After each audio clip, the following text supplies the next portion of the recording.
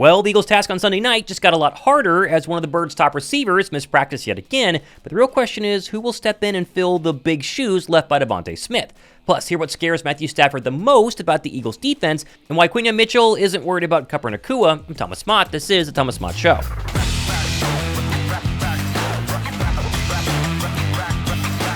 With so much about to happen on the field when Philadelphia faces the Rams in LA on Sunday Night Football, you can almost overlook all the off-the-field news that broke over the weekend. Starting with the New York Giants officially releasing quarterback Daniel Jones just 2 days after reports surfaced from Giants practice stating that Daniel Jones was not only demoted to fourth-string quarterback, but was forced to run scout team safety reps in practice. Jones will likely go unclaimed on waivers, mainly due to his massive contract the rest of the year, and will look to start fresh as a backup quarterback somewhere else. Safe to say, Philadelphia and the rest of the NFC East will be facing a rookie quarterback in New York City next season. Pretty curious who it will be. Also, speaking of quarterbacks, it's time for our annual Guess Jalen Hurts' Stats to win a Thomas Mott Show t-shirt. All you gotta do is go down below, be a subscriber, drop a thumbs up, give me Jalen Hurts' passing yards, touchdowns, and interceptions. Get them all exactly right. Hard to do. Someone's gonna do it eventually, and I'll send one of you guys one of my t-shirts. Now, also announced this weekend is the creation of Jason Kelce's new ESPN late night talk show that will debut on January 3rd and run for 5 consecutive Fridays at 1 a.m.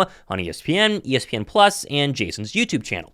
Kelce will tape the show in Philadelphia and claims it will feature, quote, legends of the game, friends that I played with, coaches, celebrities, and more swing by the city of brotherly love. Oh, and as for the wildest story of the weekend, how about former Eagles running back Wendall Smallwood being charged on Friday with 3 felonies, including wire fraud, conspiracy to commit wire fraud, and conspiracy to defraud the IRS, as Smallwood was accused of being involved in a kickback conspiracy to defraud COVID-19 relief programs and lie to tax authorities. Now, Smallwood was a 5th-round draft pick in 2016, didn't really do much as a running back, but was on the roster, didn't play, but was there for Super Bowl 52, and he now faces up to 50 years in prison. Okay, that's it for the off-the-field stories happening this weekend. Some crazy stuff there. Let's focus on the Rams now. Philly wrapped their final practice on Friday before, of course, flying across the country to LA on Saturday, and DeVonta Smith was not out there yet again, making it his 3rd straight day in a row not practicing, dealing with that hamstring injury. Now, head coach Nick Sirianni was asked about Smitty's status for Sunday night, was non-committal as Sirianni tends to be, but my guess is 3 straight practices dealing with a hamstring injury.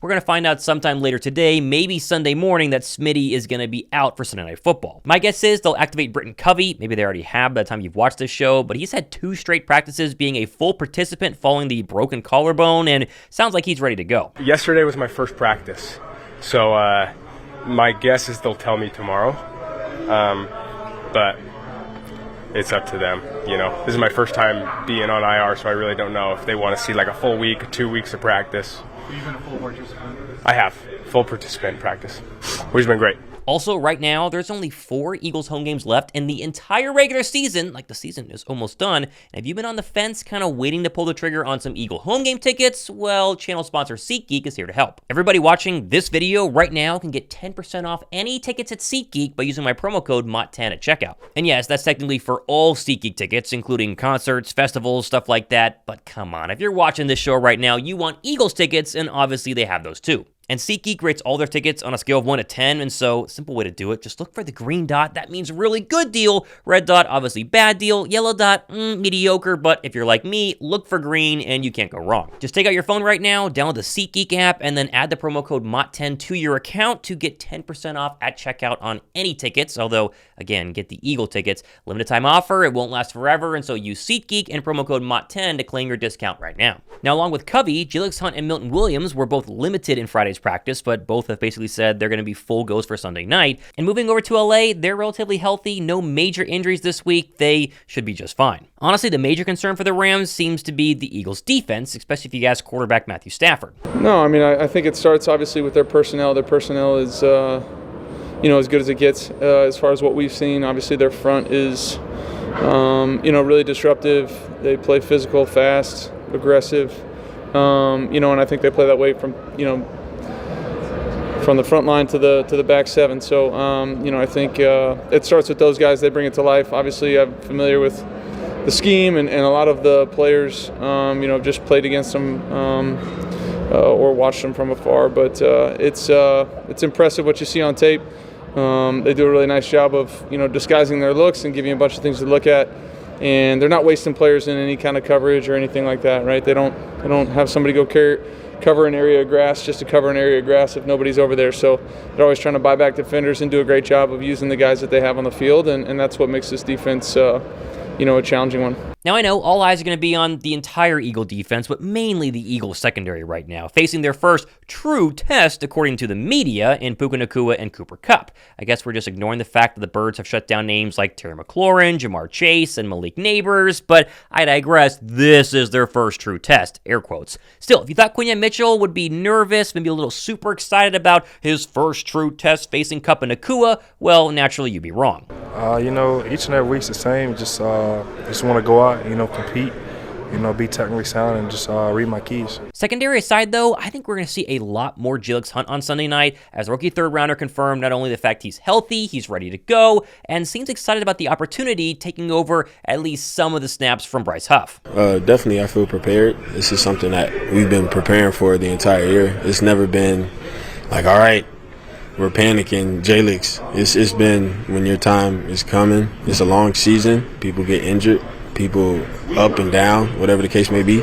Just when their number's called, be prepared. So if my number's called this week, I'm going to be prepared. Now, at this point, I'm pretty confident in the Birds' defense. Now, sure, they can still have a bad game. It could happen on Sunday Night Football, but I'm really curious to see how dominant they can look, right? That was my big question going in the Commander game. Can they shut down this Commander offense that had been high-flying the past few weeks before facing them? And the answer, well, it was yes. If they can hold the Rams to less than 20 points, there's still some of those media people out there who aren't fully bought into the Eagles. Hold Kupp and Nacua and Stafford to under 20, and I think they're all going to go ahead and buy in. Now, flipping over to the offense, and obviously no Smitty, as we mentioned, can be a little interesting there, but LA's run defense has been rough this season, so I expect a heavy dose of Saquon Barkley early and often. Obviously, A.J. Brown will be involved in a big way. I'm just hoping someone else can get hot catching the football, whether that's Jahan Dotson or Britain Covey or Grant Calcaterra. It doesn't matter. Somebody else besides A.J. Brown has got to do something out there on Sunday night. Still, as bad as they were, especially last week against the run, the Rams defense has been solid over the course of the past 5 games, not giving up more than 22 points in that span. And Jalen Hurts, when asked about it yesterday in his Friday press conference, he had very little interest in doing anything but praise what the Rams have been doing recently. Man, they're young, about a year, but they play like a ton of vets that have played the game for a very long time. They're smart. They got great burst, fly to the ball, and I think their defense in general complements.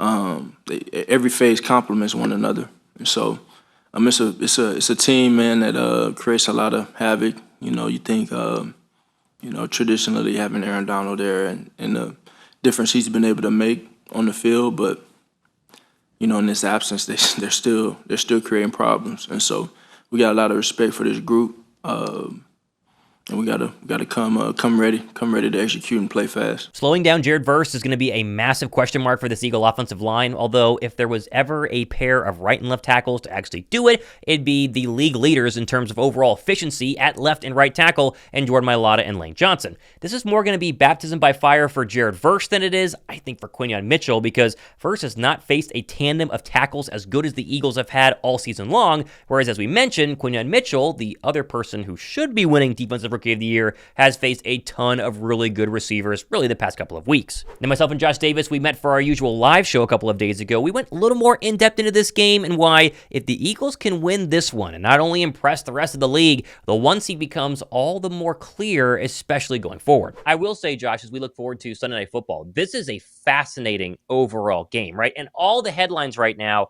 Quinyon Mitchell, Cooper DeJean, the Eagles secondary versus the Rams offense. And rightfully so, right? We keep talking about how this team is the number 1 defense in the National Football League right now. I saw Dan Orlovsky on NFL Live today call them the number 1 secondary, which we've said for weeks in the National Football League. I do think the narrative's a little funny, Josh. It's like, well, this is the real big test for Quinyon Mitchell and Cooper DeJean. They've really not played anybody. And you're like, did they Jamar Chase? Didn't they just play CeeDee Lamb? Wasn't Terry McLaurin on like a Pro Bowl tear the past couple of months? No. Now, I get it. There's 2 of them, right? We haven't really – T. Higgins was out whenever he played the Bengals, and so you didn't get to see them both or whatever.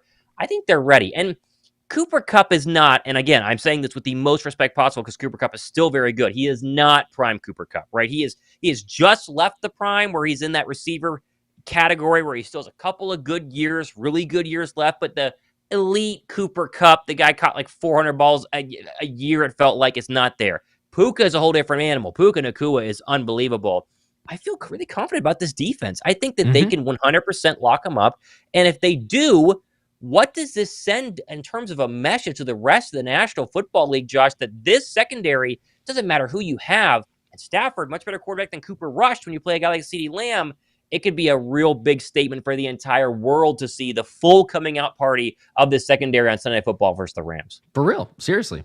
I mean, especially when you look at like one person, it's you've played a number of receivers that are equal to or above what they're going to play in Puka or in Cooper Kupp. So it's like, you know, as you mentioned, Jamar Chase, and I just love it because, you know, it'd be like, oh, you beat the Bengals, they're trash.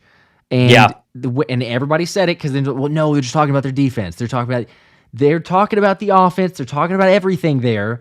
But you make that statement, and it really doesn't matter. So I would say that, you know, ultimately when it comes down to it, individually speaking, what they see from Cooper Kupp, what they see from Puka Nacua is not going to be any better than what they saw from a Jamar Chase. I mean, Malik Neighbors is right up there. You could argue, you know, rookie or whatever, but like crazy numbers from Malik Neighbors. Shut him down. A Mike Evans and a Chris Godwin when the Bucs were healthy. Now, did we get torched there? Sure, but they've played against those levels, and Q did not. Like we could say, you know, Slade not as good of a game, and overall the secondary. But I mean, Q from his standpoint of receivers that he's matched up against when he's had the opportunity, because I get that, you know, not every rep's Mike Evans, but even in the ones that he did, you say of all the guys in the secondary you're most comfortable on, it is Q. Who are we going to shut down? Like who are we going to eliminate from the ballgame? You've frozen again on my side, by the way. Just FYI. Okay. We'll see if you come back. All right. Can you hear me though? We'll see. Okay. We'll see. All sorts of technical difficulties tonight. All right. I think people are saying that they can see it, but you can hear me though, or can you hear me? You gonna come back? Or not see me. Oh well. I don't know what the deal is. I can see you and hear you. I will say that. Can see you and hear you. The chat, I believe, can hear me and see me. Anthony's texting me and can see me and hear me. Maybe it's Thomas's connection. See, now Thomas is froze. Wait, maybe he's coming back. Let's see. See, it shows you as frozen on my end. That's what happens. I was just watching the stream on YouTube, and like we're both fine, but it shows you on my screen completely silent and frozen. Weird. Okay. Well, hopefully it's fine. Anyway, finish your thought, please. It's hard whenever we're trying to make this happen. We've got not only the camera and obviously connection issues, I guess. So anyway, no, I was just saying, like, individually, if you want to say who you're going to shut down, you put Q on him and say, good luck, because like he's been that good. So I don't know, try to keep it up, but. The other part about this matchup too, Josh, which no one is talking about right now, is the fact the Rams have the second best offensive line in terms of sacks. Like, they do not give up sacks. I think it's a league low 21 overall this season. Mm-hmm. They do not let Matt Stafford go to the ground when he has the football. Now, Matt Stafford's gotten some hits. That has definitely happened, but it's not necessarily the case that they are getting him onto the ground. And we talk about the pass rush, you know, Bryce Huff or not, this pass rush leads the league in sacks since the bye week. I mean, since week 6, they have been getting after the quarterback at an incredible rate right now. 11 sacks the past couple of games. Another great test for this defense to further confirm what I think most of us know. Now, Philadelphia's defense, Josh, has had drives. We talk about the Commanders game. They've had drives where they have given up yards, they've given up touchdowns. But the big difference between this year's defense and last year's difference from a macro standpoint is the fact that they can make adjustments, and they will go from giving up a 70-yard touchdown drive in the opening series for the Commanders, and then completely locking down Jane Daniels. Brian Robinson did nothing for the rest of that football game, and they dominated. I mean, they truly dominated the Washington Commanders, and it should have been basically a 10-point game besides the garbage time 8 points to Zach Ertz. And so that is going to be fun to show the rest of the world, because the Rams are a good football team. The Rams are not a great football team right now, Josh. I mean, they are a mediocre wild card level team in terms of what they've done this season. They've had some really bad losses. They've had some pretty impressive wins. When you talk about juggernauts, they're not there. I mean, the defense, again, it's really been decimated in terms of the players that we all remember when the Rams were winning Super Bowls. Jared Verse is an incredible player. You get a matchup between the top 2 defensive rookie of the year people. Besides that, though, they're definitely not at the household name level that they once were. Not saying they're bad, they're still very good, but they should be a football team that Philadelphia wins, and they should be able to win it pretty handily. It's going to more come down to the offense, in my opinion, than this Bird defense, making sure they can continue to move the football, get a little bit more consistent, because as Jalen Hurts talked about it today, and of course Sirianni and Kellen Moore did the past couple of days, the one issue that seems to kind of linger is the slow starts. We did see that for a little bit of a time versus the Commanders. Yeah, and I pulled up the stat there from the man himself, Anthony DeBono. We appreciate that. But talking about the pass rush, and it should be a really good opportunity for the Eagles, because you see the Eagles record the 4th fastest average time to pressure in the league, and the Rams have allowed the fastest pressure in the league. So, I mean, they're going to have opportunities, and even if it's not sacking Matt Stafford, it's going to be in his face there to opportunity. So, when we talk about, is Q going to get his first interception? Could Kupp maybe get his first interception? I think defensively, we keep saying that. I'm right there with you, though, of I've got a lot of confidence in this defense, and it's week in and week out. Yes, you want to continue to have them prove it, but we're beyond the point of they haven't played anybody. We're beyond it, because you could say holistically with a team, sure, if you want to tell me that the Bengals are not a good team, fine. But don't tell me they're not a good offense. Joe Burrow is playing at historic level right now. He's right up there at the very top of the league in terms of QB rating, in terms of his accuracy, in terms of touchdowns to interception ratio. He's playing really well, and so they have weapons. You've seen that, but the Philly was able to shut them down. Same thing for the Commanders, and then you have Commies fans that are one to say but Jaden Daniels is actually more injured than what we thought, and even though Dan Quinn said he was okay, but no, sure. Jaden Daniels a lot more injured. So.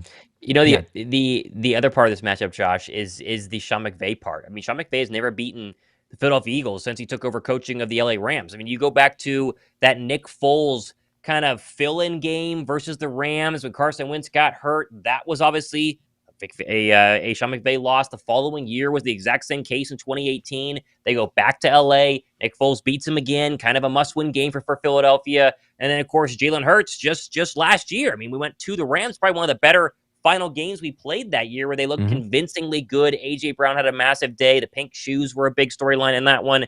I think Sean McVay is going to come with a little extra in this game, knowing that the Eagles have been his problem. It's really been his Achilles heel in the NFC. He's played well, beaten basically every single NFC team that's been good throughout his tenure in Los Angeles. He cannot beat the Philadelphia Eagles on a consistent basis. And so it's going to be a very, very interesting matchup for not only the Bird defense versus, of course, Matt Stafford and Puka Nacua and all the rest of them there. Kyron Williams, a very fantastic running back, but how Sean McVay wants to call this defense or call this offense against a defense that, at least in Vic Fangio, he struggled against in a couple of times they played as well. Now, Josh Davis and I will be live for Sunday Night Football, as we always are, so your one-stop shop for everything happening during the Eagles game. Come hang out, watch party, play-by-play. Might have a special guest as well. Hit the notification bell, give the show a thumbs up, and drop your score predictions down below. I think we're getting to 30. I like 31-17, maybe 31-20. Let me know what you guys think in the comments section. I'm Thomas Mott. This has been the Thomas Mott Show.